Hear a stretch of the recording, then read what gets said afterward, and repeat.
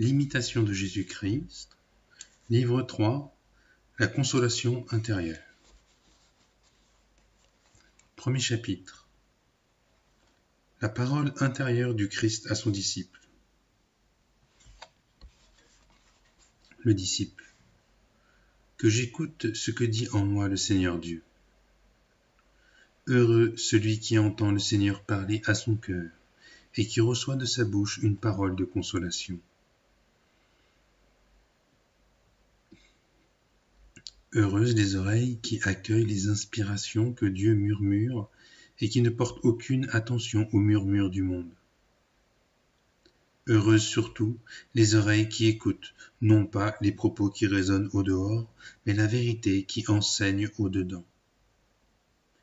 Heureux les yeux clos sur l'extérieur, mais attentifs à ce qui se passe à l'intérieur.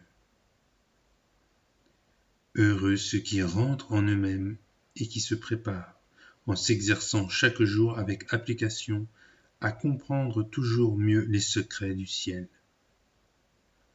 Heureux ceux qui brûlent de s'occuper de Dieu et qui se détachent de tout l'embarras de cette terre. Fais attention, mon âme, ferme la porte de tes sens pour pouvoir écouter ce que dit à ton cœur le Seigneur ton Dieu. Le Christ, ainsi parle ton bien-aimé. Je suis ton salut, ta paix et ta vie. Reste auprès de moi et tu trouveras la paix. Quitte tout ce qui passe et cherche ce qui est éternel. Que sont les choses de ce temps, sinon des réalités tentatrices? Et quelle aide t'apporteront toutes les créatures si tu es délaissé par le Créateur? Renonce donc à tout et remets-toi, agréable et fidèle à ton Créateur, pour pouvoir saisir le vrai bonheur. Chapitre 2. La vérité parle au cœur sans bruit de mots. Le disciple. Parle, Seigneur, ton serviteur écoute. Je suis ton serviteur, donne-moi l'intelligence pour que je connaisse tes témoignages. Incline mon cœur vers les paroles de ta bouche, que ton discours coule comme la rosée. Les fils d'Israël disaient autrefois à Moïse, « Parle-nous, toi, et nous écouterons, mais que le Seigneur ne nous parle pas de peur que nous mourions. » Tel n'est pas, Seigneur, telle n'est pas ma prière. C'est plutôt avec Samuel le prophète humblement, ardemment que je prie, « Parle, Seigneur, ton serviteur écoute. » Que ce ne soit pas Moïse qui me parle, ou l'un des prophètes, mais toi, Seigneur Dieu, qui a inspiré et illuminé tous les prophètes. Toi seul peux, sans leur concours, m'imprégner parfaitement. Eux, sans toi, n'auraient aucun succès.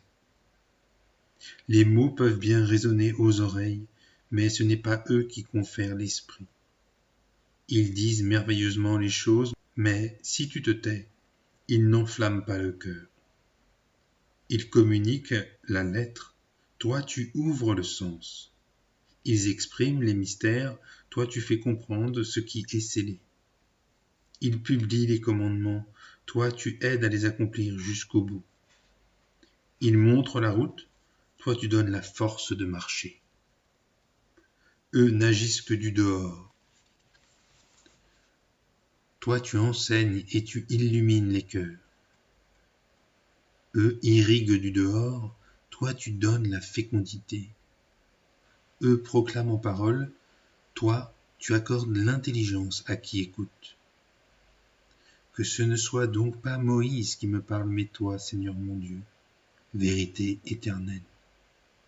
Je risquerais de mourir et de rester sans fruit si je ne recevais d'avertissement que du dehors, sans être enflammé du dedans. Je risquerais que ne tourne à ma condamnation la parole entendue et non mise en pratique, connue et non aimée, crue et non gardée. Parle donc, Seigneur, ton serviteur écoute. Tu as les paroles de la vie éternelle. Parle, moi, j'y trouverai quelque consolation spirituelle et la consolation de toute ma vie. Toi, tu y recevras louange, gloire et honneur à jamais. Troisième chapitre. Écoutez humblement la parole de Dieu beaucoup la méconnaissent. Le Christ. Écoute mes paroles, mon fils, paroles empreintes de douceur, qui dépassent la science de tous les philosophes et de tous les sages de ce monde. Mes paroles sont esprit et vie. Elles ne relèvent pas d'une appréciation humaine. Il ne faut pas en tirer de vaines complaisances, mais les écouter dans le silence et les recevoir en toute humilité et du fond du cœur. Le disciple. J'ai dit, heureux celui que tu enseignes, Seigneur, et que tu instruis de ta loi, pour lui adoucir les jours mauvais, et pour qu'il ne soit pas abandonné sur la terre. Le Christ. Moi, dit le Seigneur, j'ai instruit les prophètes dès l'origine, et jusqu'à présent, j'ai parlé à tout le monde. Mais beaucoup restent sourds et rétifs à ma voix. Beaucoup préfèrent écouter le monde plutôt que Dieu. Il leur est plus facile de suivre les désirs de leur nature que le bon plaisir de Dieu. Le monde fait de chiches promesses qui passent, et l'on met une grande passion à le servir. Moi je promets les biens suprêmes et éternels, et le cœur des mortels y reste insensible. Qui met à me servir et à m'obéir en tout autant de soin qu'on en met à servir le monde et ses maîtres? Rougis de honte, Sidon, dit la mer. Et si tu veux en savoir la cause, la voici. Pour un maigre salaire, on court au bout du monde. Pour la vie éternelle, beaucoup hésitent à entamer le premier pas. Un revenu misérable se recherche. Pour une pièce de monnaie, il arrive qu'on en vienne à de honteux litiges. Pour une bagatelle et une courte promesse, on ne craint pas de se fatiguer jour et nuit. Quelle honte! Pour un bien immuable, pour une récompense inestimable, pour ce qui est le fait de l'honneur et pour une gloire sans fin, on rechigne à la moindre fatigue. Rougis donc, serviteur paresseux et querelleur. Ceux-là se préparent mieux à leur perte que toi à la vie. Ceux-là prennent plus de plaisir aux choses de rien que toi à la vérité. Il n'est pas rare, il est vrai, qu'ils soient frustrés de leur espérance. Mais ma promesse n'abuse personne et ne laisse pas les mains vides celui qui s'y fie. Ce que j'ai promis, je le donnerai. Ce que j'ai dit, je l'accomplirai. Si du moins on demeure dans mon amour, fidèlement, jusqu'à la fin. Moi je récompense tous les bons, et je donne entière approbation à tous les gens fervents. Écris mes paroles dans ton cœur, étudie-les avec application. Au moment de la tentation, elles te seront indispensables. Ce que tu ne comprends pas à la lecture, tu le sauras au jour de ma visite. J'ai deux manières habituelles de rendre visite à mes élus, la tentation et la consolation. Je leur donne chaque jour 2 leçons, l'une en retenant le mal qui est en eux, l'autre en les exhortant à faire grandir la vertu. Celui qui a mes paroles et qui les dédaigne a son juge au dernier jour. Prière pour implorer la grâce et la ferveur. Seigneur mon Dieu, tu es tout mon bien, et moi, qui suis-je pour oser te parler? Je suis ton misérable petit serviteur, une larve méprisable, infiniment plus pauvre et plus vile que je ne m'en rends compte et que je n'ose le dire. Souviens-toi cependant, Seigneur, que je ne suis rien, que je n'ai rien, que je ne vaux rien. Toi seul est bon, juste et saint. Toi tu peux tout, tu offres tout, tu emplis tout. Il n'y a que le pécheur qui te laisse les mains vides. Souviens-toi de tes miséricordes et emplis mon cœur de ta grâce, toi qui ne veux pas que tes œuvres soient vaines. Comment puis-je me supporter en cette vie de misère si ta miséricorde et ta grâce ne viennent me réconforter? Ne détourne pas de moi ta face, ne retarde pas ta visite, n'éloigne pas ta consolation, sinon je serai devant toi comme une terre desséchée. Seigneur, apprends-moi à faire ta volonté. Apprends-moi à marcher devant toi avec dignité et humilité. Tu es ma sagesse, toi qui me connais en vérité et qui m'as connu avant que le monde fût et avant que je ne sois venu au monde. 4e chapitre. Vivre devant Dieu dans la vérité et l'humilité. Le Christ, mon Fils, marche devant moi dans la vérité et cherche-moi sans cesse dans la simplicité de ton cœur. Celui qui marche devant moi dans la vérité sera protégé des incursions mauvaises, et la vérité le rendra libre des séducteurs et des calomnies des méchants. Si la vérité te rend libre, tu seras vraiment libre, et tu n'auras cure des vains discours des hommes. Le disciple. Seigneur, ce que tu dis est vrai, qu'il me soit fait ainsi, je t'en prie, que ta vérité m'instruise, qu'elle me protège et me garde jusqu'au salut final, qu'elle me libère de tout penchant mauvais et de tout amour déréglé, je marcherai avec toi en grande liberté de cœur. Le Christ. Moi, dis la vérité, je t'enseignerai ce qui est droit et agréable à mes yeux. Pense à tes péchés avec grand déplaisir et affliction, et ne va jamais te croire quelque chose à cause du bien que tu as fait. C'est vrai que tu es pécheur, exposé, enchaîné à bien des penchants au mal.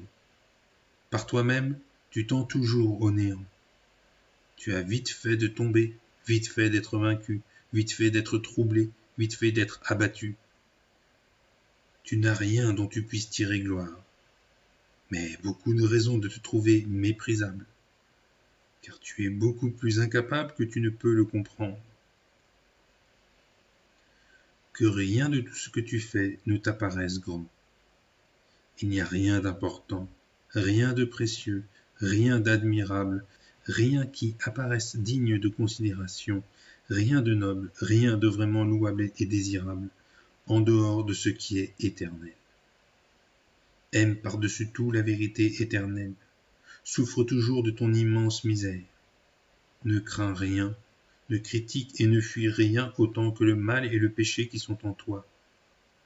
Il te faut les détester plus qu'aucun dommage au monde. Devant moi, certains n'ont pas une conduite sincère. Poussés par je ne sais quelle curiosité et arrogance, ils veulent connaître mes secrets et comprendre les profondeurs de Dieu, alors qu'ils se négligent, eux et leur salut. À cause de leur orgueilleuse curiosité, ils tombent souvent dans de grandes tentations et péchés, parce que je m'oppose à eux. Crains les jugements de Dieu. Redoute la colère du Tout-Puissant. Ne discute pas les œuvres du Très-Haut. Scrute tes propres péchés, le nombre de tes manquements et des bonnes œuvres négligées. Certains limitent leur dévotion aux livres, d'autres aux images, d'autres encore aux signes et formes extérieures. Certains m'ont sur les lèvres plus que dans le cœur. Il en est d'autres à l'intelligence éclairée, au cœur purifié, qui n'aspirent qu'à l'éternel. Ils peinent à prêter l'oreille aux réalités terrestres, ils souffrent d'être soumis aux nécessités de la nature. Ceux-là perçoivent ce que dit en eux l'esprit de vérité. Il leur enseigne à mépriser ce qui est de la terre et à aimer ce qui est du ciel, à négliger le monde et à désirer le ciel jour et nuit. 5e chapitre. L'amour divin et ses merveilleux effets. Le disciple. Je te bénis, Père du ciel, Père de mon Seigneur Jésus-Christ, car tu as daigné te souvenir du pauvre que je suis. Père des miséricordes et Dieu de toute consolation, je te rends grâce, moi qui n'en suis pas digne. Ta consolation parfois me recrée. Je te bénis sans cesse et je te glorifie avec ton Fils unique et le Saint-Esprit consolateur pour les siècles des siècles. Oui, Seigneur Dieu, toi qui es saint et qui m'aimes, tout en moi exulte lorsque tu viens en mon cœur. Tu es ma gloire et l'allégresse de mon cœur. Tu es mon espérance et mon refuge au jour de l'épreuve. Mon amour est encore bien faible, imparfaite ma vertu. Aussi ai-je besoin que tu me fortifies et me consoles. Rends-moi visite souvent et que m'instruisent tes saintes prescriptions. Délivre-moi des passions mauvaises, guéris mon cœur de toute affection déréglée. Ainsi, intérieurement guéri et purifié, je deviendrai capable d'aimer, fort devant la souffrance et fidèle à persévérer. L'amour est une grande chose, le plus grand bien. Seul il rend léger tout fardeau et porte avec sérénité les aléas de la vie. Il ne sent pas peser le fardeau et rend l'amertume douce et savoureuse. L'amour de Jésus est noble, il pousse à de grandes entreprises, il éveille à des désirs toujours plus parfaits. L'amour veut s'élever sans être captif de rien de petit. L'amour veut être libre et rester étranger à toute affection mondaine qui ferait obstacle aux bonnes dispositions intérieures. Il redoute de se voir enchaîné pour un avantage temporel ou de succomber à un désagrément quelconque. Rien de plus doux que l'amour, rien de plus fort, rien de plus profond, rien de plus joyeux, rien de plus plein et de merveilleux au ciel et sur la terre. Car l'amour est né de Dieu et ne peut se reposer qu'en Dieu, au-delà de tout le créé. Qui aime, vole et court dans la joie. Il est libre et n'est pas tenu. Il donne tout pour le tout. Il a tout en tout. Car il repose en quelqu'un qui est très au-dessus de tout et de qui s'écoule et provient tout bien. Il ne regarde pas aux dons reçus. Au-delà de tout bien, il se tourne vers le donateur. L'amour ignore souvent la mesure. Son ardeur dépasse toute mesure. L'amour oublie le fardeau. Il ne regarde pas à la peine. Il va au-delà du possible sans tirer prétexte d'une impossibilité. Tout lui est, pense-t-il, permis et possible. Il est bon à tout, entreprend beaucoup et obtient des résultats, là où le manque d'amour laisse défaillant et abattu. L'amour veille et le sommeil ne l'endort pas. La fatigue ne le lasse pas. Les chaînes ne l'emprisonnent pas. L'effroi ne le trouble pas. Mais comme la flamme vive et le flambeau ardent, il trouve une issue par en haut et va son chemin tranquille. Si quelqu'un aime, il sait ce que cela veut dire. Un grand cri qui monte jusqu'à Dieu, tel est l'élan d'amour d'un cœur ardent. Mon Dieu, dit-il, mon amour, tu es tout à moi et je suis tout à toi. Fais-moi grandir dans l'amour, pour que j'apprenne à goûter du fond du cœur combien il est doux d'aimer, de se fondre dans l'amour et d'y bénir. Que l'amour me ravisse et m'entraîne plus haut que moi-même dans l'excès de sa stupéfiante ardeur. Que je chante le chant de l'amour, que je te suive jusqu'au sommet, toi, mon bien-aimé, qu'à te louer défaille mon cœur en sa jubilation d'amour. Que je t'aime plus que moi-même, et moi-même uniquement pour toi, et en toi tous ceux qui t'aiment vraiment, comme l'ordonne la loi d'amour, lumière qui vient de toi. L'amour est prompt, sincère, bon, joyeux et avenant. Il est fort, patient, fidèle, prudent, constant, courageux. Il ne se recherche jamais.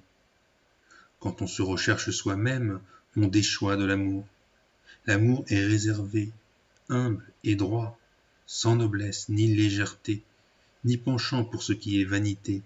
Il est sobre, chaste, ferme, tranquille et à l'abri de la divagation des sens. L'amour est soumis, il obéit au supérieur. Il se voit vil et misérable, il a pour Dieu ferveur et reconnaissance, il met toujours en lui sa foi et son espérance, même quand il n'éprouve pas le goût de Dieu. Car on ne vit pas dans l'amour sans souffrir. Celui qui n'est pas prêt à tout subir pour garder la volonté de son bien-aimé ne mérite pas qu'on dise qu'il aime. Il faut que celui qui aime se plaise à embrasser pour son bien-aimé toute peine et amertume, sans se détourner de lui quand surviennent les contrariétés. 6e chapitre. La preuve du véritable amour. Le Christ. Mon fils, ton amour n'est pas encore assez fort et prudent. Le disciple. Mais pourquoi, Seigneur? Le Christ. Pour la moindre contrariété, Tu abandonnes ce que tu avais entrepris, et tu es trop gourmand de consolation. Celui qui aime avec force tient bon dans les tentations et ne se laisse pas convaincre par les roueries de l'ennemi. Comme il se plaît en moi quand tout va bien, il ne se déplaît pas quand tout va mal. Qui aime avec prudence ne regarde pas tant le don de celui qui aime que l'amour de celui qui donne. Il s'arrête à l'intention plus qu'à la valeur du don et préfère le bien-aimé à tout ce qu'il en reçoit. Qui aime avec noblesse d'âme ne trouve pas son repos dans le don reçu, mais en moi, au-delà de tout don. Tout n'est donc pas perdu si parfois tu éprouves à mon égard ou à l'égard de mes saints des sentiments moindres que tu ne voudrais. Ce bon sentiment de douceur que tu ressens parfois est l'effet de la grâce du moment et un certain avant-goût de la patrie céleste. Il ne faut pas trop s'y appuyer, car il va et vient. Mais combattre, quand elles surviennent, les mauvaises tendances intérieures, voilà le signe de la vertu et du vrai mérite. Que les imaginations qui t'assaillent ne te troublent donc pas, quelle que soit leur origine. Garde ferme tes résolutions et droit ton élan vers Dieu. Ne te fais pas d'illusions. Il arrive que tu sois soudain ravi en extase et qu'aussitôt après, tu retournes aux habituelles sottises de ton cœur. Tu les subis malgré toi, plus que tu ne les commets. Tant que tu n'y prends pas plaisir et que tu y résistes, c'est mérite et non péché.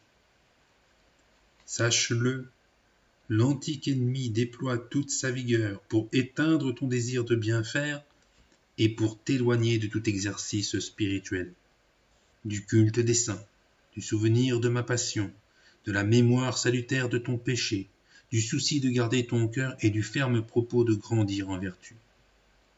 Il t'inspire quantité de mauvaises pensées pour te faire éprouver dégoût et répugnance, afin que tu t'éloignes de la prière et de la lecture sacrée.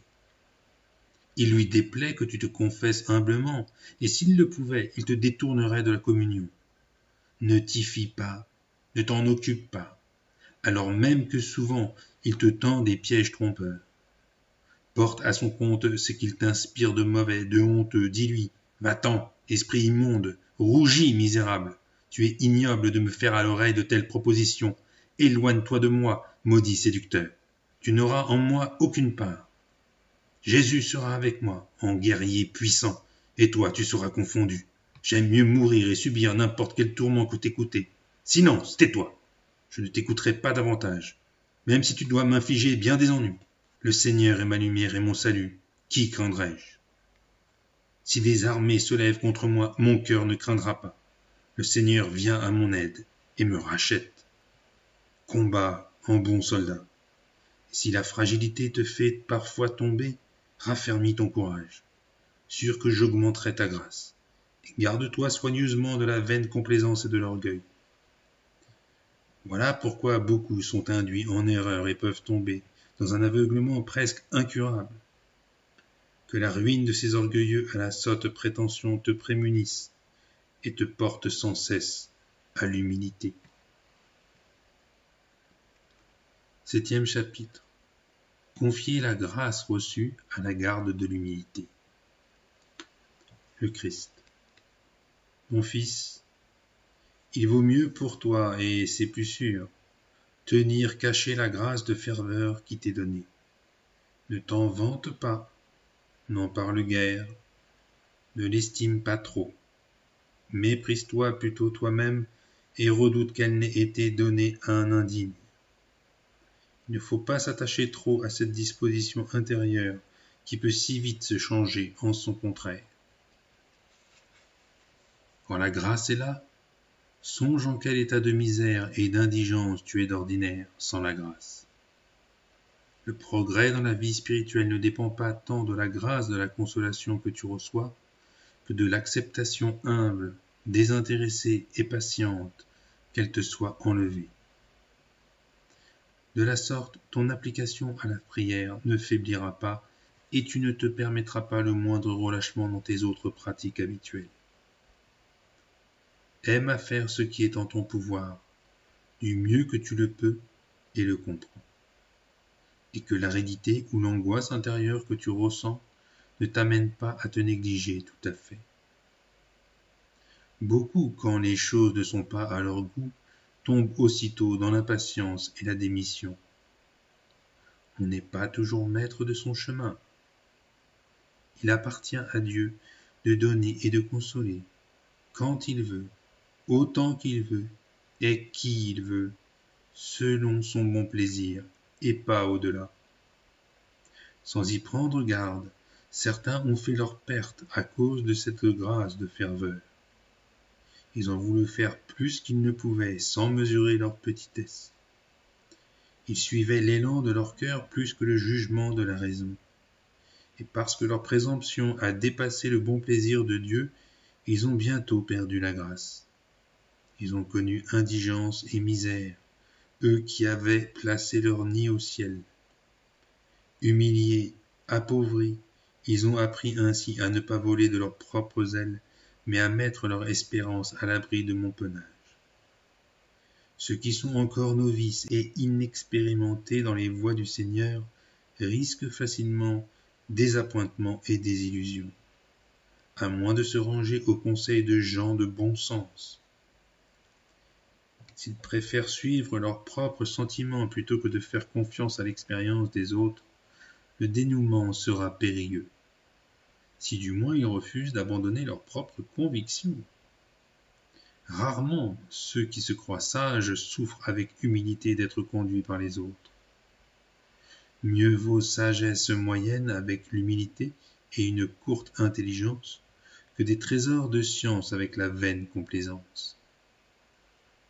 Il vaut mieux pour toi avoir moins d'occasions de t'enorgueillir que d'en avoir trop. Il manque de discernement celui qui s'adonne tout entier à la joie. Il oublie son dénuement antérieur et la chaste crainte de Dieu qui redoute de perdre la grâce quand elle est offerte. Il manque de vertu dans ses jugements celui qui, au temps de l'adversité et de n'importe quelle difficulté, se laisse aller au désespoir et manque de la confiance en moi qui s'impose, dans ses pensées et ses sentiments. Qui cherche trop la sécurité quand il est en paix, ne trouvera souvent au moment du combat qu'épouvante et découragement. Si tu savais garder une attitude toujours humble et modeste et la juste mesure pour diriger ton esprit, tu ne succomberais pas aussi vite au péril et au péché. Quand tu connais la ferveur spirituelle, médite ce qu'il adviendra quand disparaîtra la lumière. C'est un bon conseil. Si cela t'arrive, n'oublie pas que la lumière peut revenir. C'est pour ta sauvegarde et pour ma propre gloire que je te l'ai ôté un moment. Une telle mise à l'épreuve est souvent plus utile qu'une réussite toujours conforme à ta volonté. Ce n'est pas à cette aune qu'il faut apprécier ses mérites, ni au nombre de visions ou de consolations, ni à une connaissance profonde des Écritures ou à une situation en vue, mais au fait qu'on est fondé sur une humilité vraie, remplie de l'amour de Dieu, que l'on cherche toujours purement et simplement l'honneur de Dieu, que l'on estime n'être rien, que l'on éprouve un vrai mépris pour soi-même et que l'on trouve plus de joie au dédain et aux humiliations qu'aux honneurs qu'on reçoit des autres. 8e chapitre. S'estimer misérable aux yeux de Dieu. Le disciple. Que je parle à mon Seigneur, moi qui suis poussière et cendre. Si je m'estime davantage, voilà que tu te dresses contre moi et mes péchés emportent le témoignage irréfutable.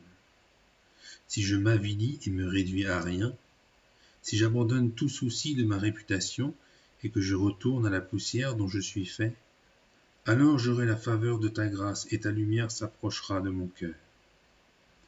Et toute valeur, même infinie, que je m'accorde, périra à jamais, noyée dans la vallée de mon néant. Là, tu me révèles à moi-même ce que je suis, ce que j'ai été et jusqu'où j'ai déchu. Je ne suis rien et je l'ignorais. Laissé à moi-même, c'est le néant et l'impuissance totale. Mais au moment même où tu jettes les yeux sur moi, je reprends force et une joie nouvelle m'emplit. Merveille que d'être ainsi relevé d'un coup, entouré de tant de bonté, moi que mon propre poids entraîne toujours à l'abîme. C'est l'œuvre de ton amour. Gratuitement il me précède, il subvient à tous mes besoins, me garde de graves dangers et m'arrache à des maux à vrai dire innombrables.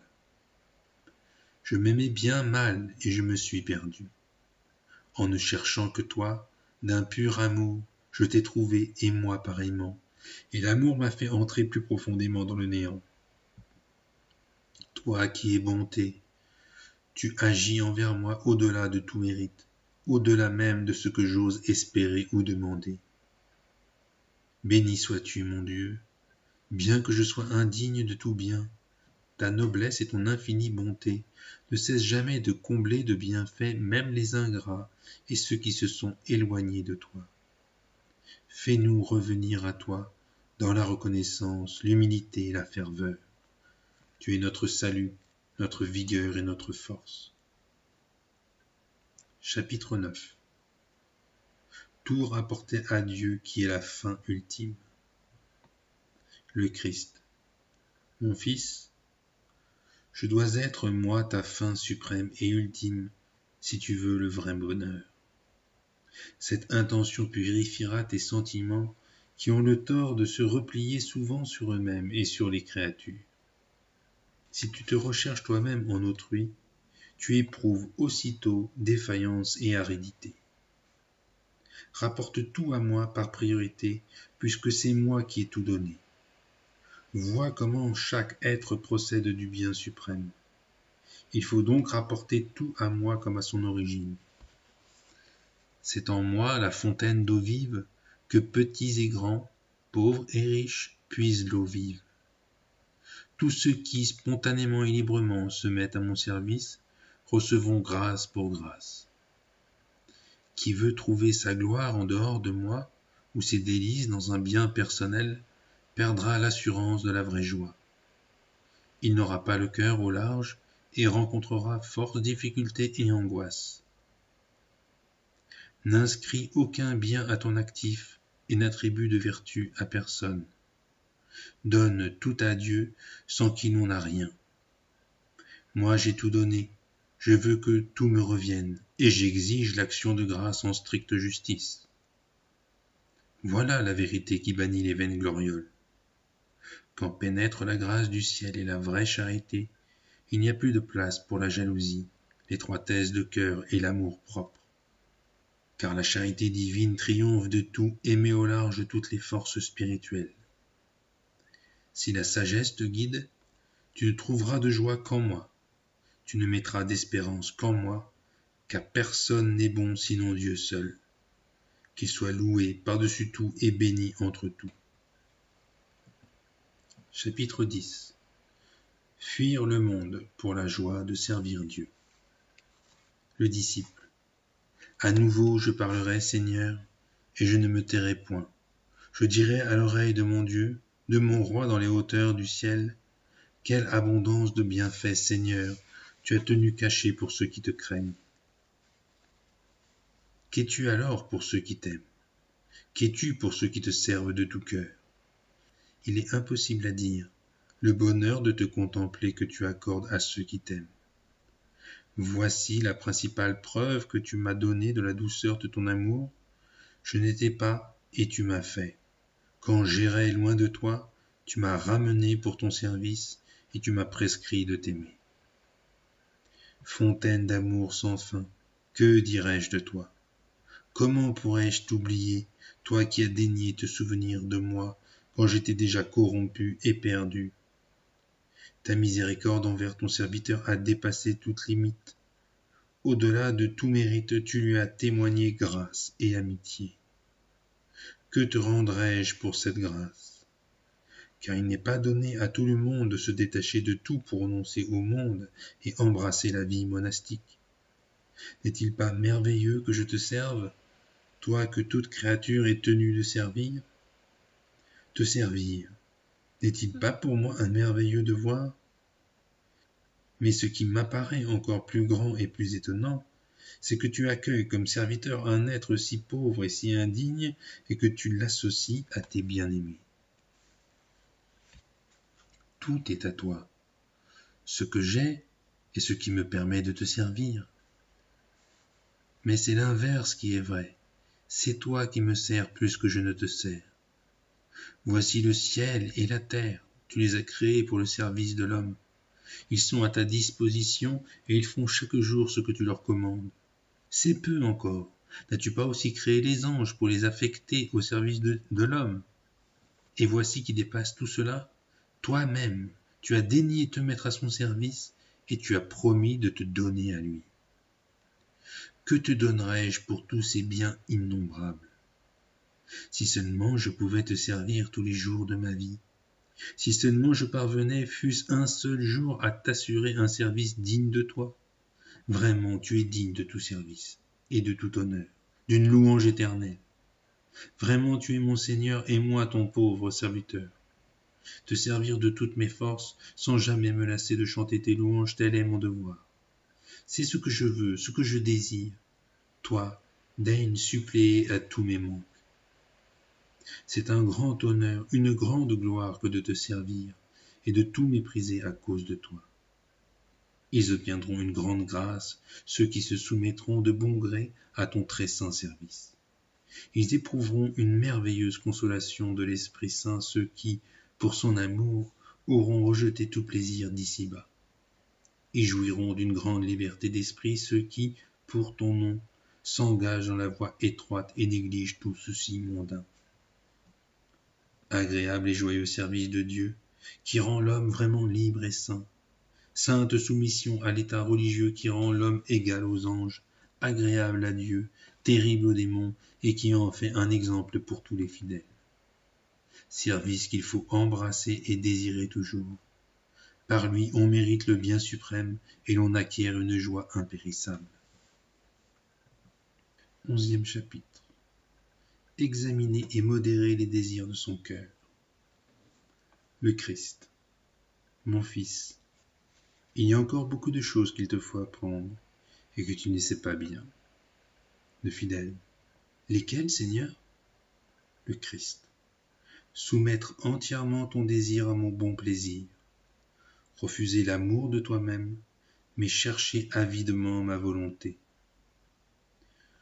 Souvent des désirs t'enflamment et te donnent une violente impulsion. Est-ce ma gloire ou plutôt ta propre commodité qui t'anime? À toi de voir. Si c'est moi, quelle que soit la manière dont je conduis les choses, tu seras bien content. S'il s'y cache quelque recherche personnelle, voilà qui provoquera embarras et difficultés. Prends garde de ne pas trop t'attacher à un désir conçu d'avance sans m'avoir consulté.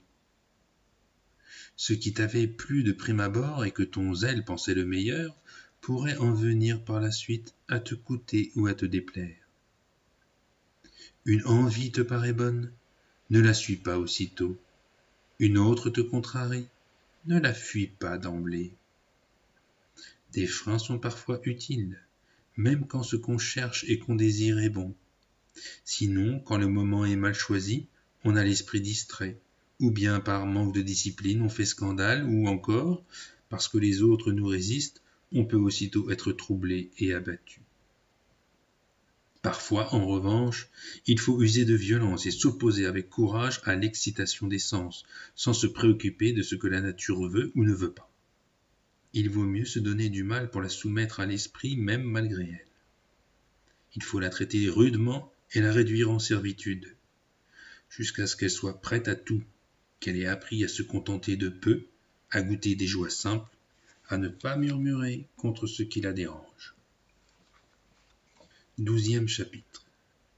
Se former à la patience et lutter contre l'attrait du mal. Le disciple. Seigneur Dieu, je le vois, la patience m'est très nécessaire, car, en cette vie, nombreuses sont les contrariétés. Quelque disposition que je prenne pour être dans la paix, ma vie ne peut être exempte de combats et de souffrances. Le Christ. Bien sûr, mon fils. Je ne veux pas que tu recherches une paix à l'abri des tentations ou insensible aux contrariétés. Estime avoir aussi trouvé la paix quand tu auras soutenu diverses épreuves et essuyé bien des contrariétés. Si tu affirmes ne pas pouvoir souffrir beaucoup, comment supporteras-tu le feu du purgatoire? Entre deux mots, il faut toujours choisir le moindre. Pour pouvoir éviter les supplices de l'éternité, applique-toi à endurer pour Dieu les maux présents avec sérénité. Ou bien, penses-tu que les gens du monde ne connaissent pas ou presque pas la souffrance? Même en enquêtant auprès des plus délicats, ce n'est pas ce que tu constateras. Mais ils ont, dis-tu, bien des plaisirs et n'en font qu'à leur tête.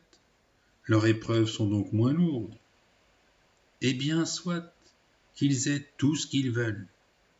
À ton avis, combien de temps cela durera-t-il?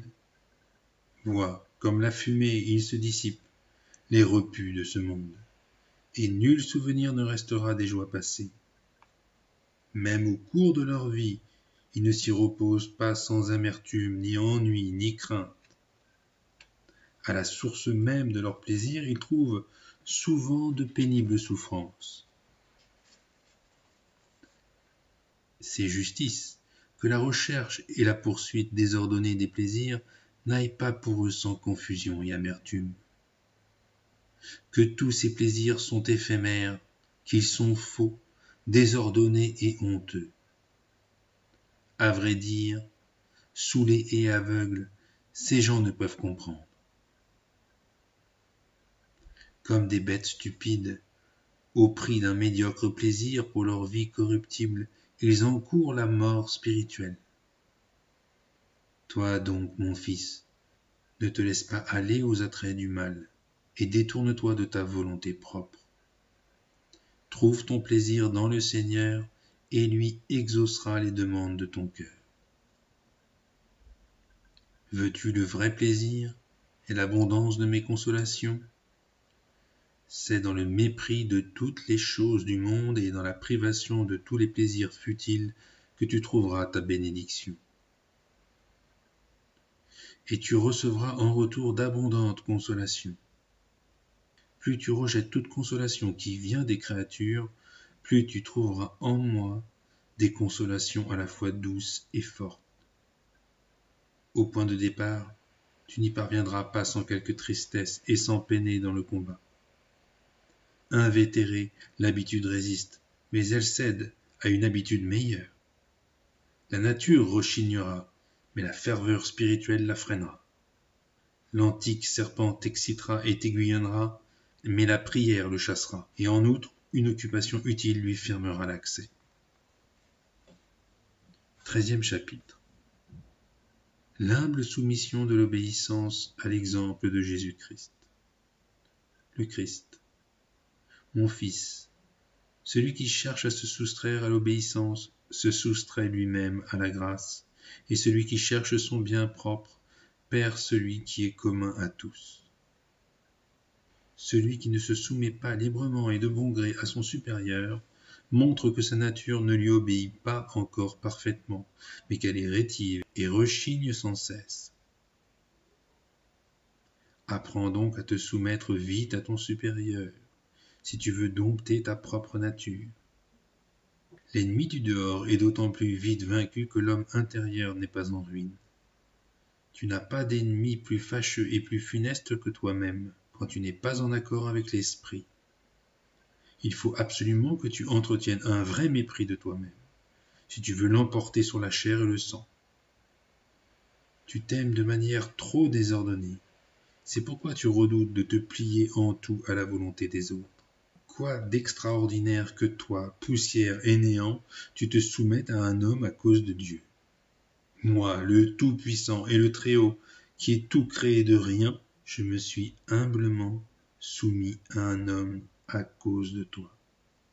Je me suis fait le plus humble et le plus petit de tous, pour que tu puisses vaincre ton orgueil par mon humilité. Apprends à obéir, poussière. Apprends à t'humilier, terre et boue, et à te courber aux pieds de tous. Apprends à briser ta volonté. à consentir à toute dépendance. Prends feu contre toi-même et ne laisse pas l'enflure vivre en toi. Montre tant de soumission et de petitesse que tous puissent te marcher dessus et te fouler aux pieds comme la boue des rues. Qu'as-tu à te plaindre, homme de rien? Ignoble pécheur, que peux-tu objecter à tes censeurs, toi qui as tant de fois offensé Dieu et mérité l'enfer? Mais mon regard t'a épargné, car ta vie est précieuse à mes yeux. Reconnais donc mon amour, sois toujours reconnaissant pour mes bienfaits, adonne-toi sans cesse à la vraie soumission et à l'humilité, et endosse patiemment le mépris de toi-même. 14e chapitre. Les jugements secrets de Dieu nous évitent l'orgueil du bien. Le disciple. Tes jugements tombent sur moi comme la foudre, Seigneur. Tous mes os tremblent de peur et d'effroi. La terreur me saisit. Je suis frappé de stupeur car je vois que les cieux mêmes ne sont pas purs à tes yeux. Chez les anges, tu as découvert la perversion et tu ne les as pas épargnés. Qu'en sera-t-il de moi? Des étoiles sont tombées du ciel et moi, poussière, quelle prétention puis-je avoir? Ceux dont les œuvres semblaient dignes d'éloges sont tombés au plus bas, et ceux qui mangeaient le pain des anges, je les ai vus se délecter des gousses des porcs. Il n'y a pas de sainteté si tu retires ta main, Seigneur. Aucune sagesse n'est bonne à rien si tu cesses de montrer la route. Aucune force n'est d'aucun secours si tu cesses de la soutenir. Aucune chasteté n'est assurée si tu ne la protèges. Se garder soi-même est sans aucun profit sans ta sainte vigilance. Ton abandon nous enfonce et nous périssons. Ta visite nous relève et nous vivons. Notre inconstance, tu l'affermis, notre tiédeur, tu l'enflammes. Avec quelle humilité, avec quel mépris il me faut me juger moi-même. Quel poids de néant le bien que je crois posséder. Quelle profondeur de soumission je dois à l'abîme de tes jugements, Seigneur. Il montre que je ne suis rien que néant et néant. Pesanteur sans mesure, océan infranchissable, où de moi rien ne surnage que le néant total. En quel repère se cache la gloire? Où est la confiance que donne la vertu? Toute vaine gloire s'abîme dans la profondeur de tes jugements sur moi. Qu'est toute chair sous ton regard? L'argile va-t-elle se glorifier aux dépens de celui qui l'a façonnée? Comment peut-il céder à la vantardise celui dont le cœur est vraiment soumis à Dieu? Le monde tout entier ne parviendra pas à gonfler d'orgueil celui que la vérité s'est soumis. Toutes les flatteries du monde laissent imperturbable celui qui met en Dieu toute la force de son espérance. Même les beaux parleurs ne sont rien. Ils s'évanouissent avec le son de leurs paroles, mais la vérité du Seigneur demeure à jamais. Chapitre 15. Quelle attitude prendre et que dire quand on désire quelque chose? Le Christ. Mon fils, en toute occasion parle ainsi. Seigneur, si cela te plaît, qu'il en soit ainsi. Seigneur, si c'est pour ton honneur, que cela arrive en ton nom. Seigneur, si tu penses que cela m'est bon et que tu l'estimes utile, donne-moi d'en user pour ton honneur. Mais si tu sais que cela doit m'être nuisible et ne pas servir à mon salut, ôte-moi pareil désir. Tout désir ne vient pas de l'Esprit Saint, même si à vue humaine il apparaît droit et bon. Il est difficile de discerner en vérité si tel ou tel désir que tu éprouves procède d'un bon ou d'un mauvais esprit, ou s'il relève de ton esprit propre. Beaucoup ont finalement connu la déception qui paraissait de prime abord conduit par un bon esprit. C'est toujours avec crainte de Dieu et avec humilité de cœur qu'il faut accueillir et demander la réalisation d'un désir qui vient à l'esprit. Et surtout, dans le renoncement à soi-même, il faut tout me confier en disant « Seigneur, tu sais quel est le meilleur, que se fasse ceci ou cela comme tu le veux. Donne ce que tu veux, autant que tu veux, quand tu veux. Agis avec moi selon ce que tu sais, au mieux de ton bon plaisir et de ton honneur. Place-moi où tu veux et agis en tout librement avec moi. Je suis dans ta main, tourne et retourne-moi en tous sens. Je suis ton serviteur, prêt à tout, car je ne désire pas vivre pour moi, mais pour toi, que ce soit avec dignité et perfection. Prière pour faire le bon plaisir de Dieu. Accorde-moi ta grâce, Seigneur, en ta grande bonté, qu'elle soit avec moi, travaille avec moi, et demeure avec moi jusqu'à la fin. Donne-moi de désirer et de vouloir toujours ce qui t'est le plus agréable et ce que tu préfères. Que ta volonté soit la mienne et que ma volonté suive toujours la tienne et s'y accorde parfaitement. Vouloir ou ne pas vouloir, mais avec toi, que ce soit tout un pour toi. Et que je ne puisse vouloir ou refuser que ce que tu veux ou refuses. Donne-moi de mourir à tout au monde et, à cause de toi, d'aimer à être méprisé et ignoré sur cette terre.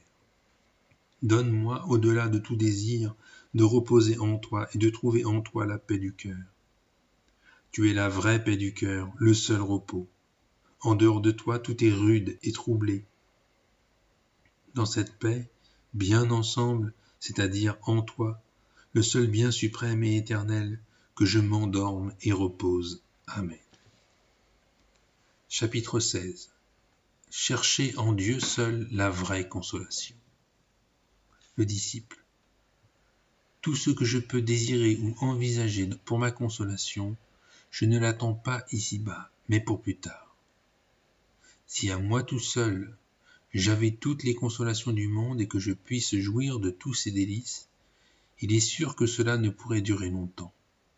Aussi bien ne pourrais-tu, mon âme, trouver pleine consolation et parfait réconfort qu'en Dieu, consolateur des pauvres et soutien des humbles. Attends un peu, mon âme, attends la promesse divine. Au ciel, tu auras tous les biens en abondance. À convoiter sans frein les biens d'aujourd'hui, tu perdras ceux de l'éternité du ciel. Fais usage des biens temporels, désire les éternels. Aucun bien temporel ne peut te rassasier, car tu n'as pas été créé pour cette jouissance-là. Quand même tu posséderais tous les biens de la création, tu n'aurais ni joie ni bonheur. En Dieu seul, qui a tout créé, se trouve tout ton bonheur et ta félicité. Non pas comme les voient et les chantent les sots amoureux du monde, mais comme les attendent les vrais disciples du Christ. Comme en ont parfois l'avant-goût les gens spirituels et les cœurs purs dont la patrie est aux cieux. Vaine et courte s'avère toute consolation humaine. Heureuse et vraie celle qu'on reçoit intérieurement de la vérité. Le spirituel emporte partout avec lui sa consolation. Jésus. Sois auprès de moi, Seigneur Jésus, lui dit-il, en tout lieu et en tout temps. Que ma consolation consiste à préférer l'absence de toute consolation humaine. Et si ta consolation me fait défaut, que ta volonté et l'épreuve méritée me soient la consolation suprême. Car tu ne t'irrites pas pour toujours, et tes menaces ne sont pas éternelles. Chapitre 17. Remettre à Dieu tout souci. Le Christ. Mon fils, laisse-moi agir avec toi à ma guise. Je sais, moi, ce qui te convient. Toi, tu penses en homme. Sur bien des points, tes sentiments se conforment aux impressions humaines. Le disciple. Seigneur, ce que tu dis là est vrai. Ta sollicitude à mon égard dépasse tout le soin que je pourrais prendre de moi-même. C'est un hasard s'il tient debout celui qui ne jette pas en toi tous ses soucis. Seigneur, pourvu que ma volonté demeure droite et ferme en toi, fais de moi ce qu'il te plaira. Quoi que tu fasses de moi, cela ne peut qu'être bon. Si tu me veux dans les ténèbres, sois béni. Si tu me veux dans la lumière, sois béni à nouveau. Si tu daignes me consoler, sois béni. Si tu veux pour moi l'épreuve, sois encore et toujours béni. Le Christ. Mon fils, telles sont bien les dispositions que tu dois avoir si tu veux marcher avec moi. Tu dois être prompt à souffrir comme à te réjouir. Tu dois accueillir aussi volontiers indigence et pauvreté que plénitude et richesse. Le disciple. Seigneur, J'accepte volontiers de souffrir tout ce que tu voudras qu'il m'advienne, sans préférence. Je veux accueillir de ta main bien et mal, douceur et amertume, joie et tristesse, et te rendre grâce pour tout ce qui m'arrive. Garde-moi de tout péché, et je ne craindrai ni mort ni enfer, pourvu que tu ne me rejettes pas pour toujours, et que tu ne m'effaces pas du livre de vie. Aucune épreuve ne pourra me nuire. Chapitre 18. Porter sereinement les misères du temps à l'exemple du Christ. Le Christ. Mon fils, je suis descendu du ciel pour ton salut. J'ai pris sur moi tes misères, non par nécessité, mais poussé par l'amour, pour que tu apprennes la patience et que tu ne te formalises pas des misères du temps. De l'heure de ma naissance à ma mort en croix, la souffrance ne m'a pas quitté. Mais j'ai manqué de bien des choses matérielles. J'ai entendu bien des reproches. J'ai supporté avec bienveillance confusion et déshonneur. J'ai reçu l'ingratitude en échange des bienfaits, des blasphèmes en échange des miracles, des réprimandes en échange de mon enseignement.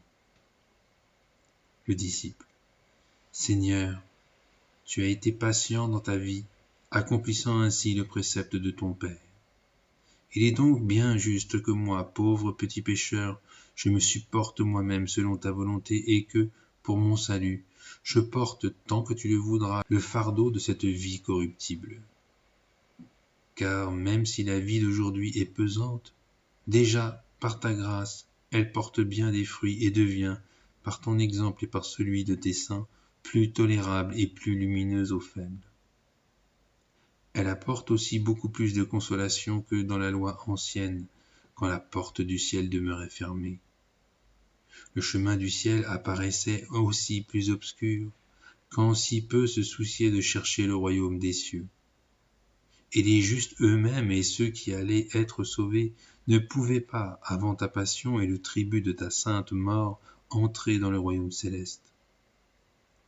Que d'actions de grâce je te dois, parce qu'il t'a plu de me montrer à moi et à tous tes disciples le bon chemin bien droit qui mène à ton royaume éternel. Ta vie est notre route. Par la sainte patience, nous marchons vers toi, qui est notre récompense. Si tu ne nous avais précédés et enseignés, qui se soucierait de te suivre? Oh, combien resterait loin en arrière s'il ne considérait tes éclatants exemples. Nous restons tièdes après avoir reçu de toi tant de signes et d'enseignements. Que serait-ce si nous n'avions pour te suivre une si grande lumière?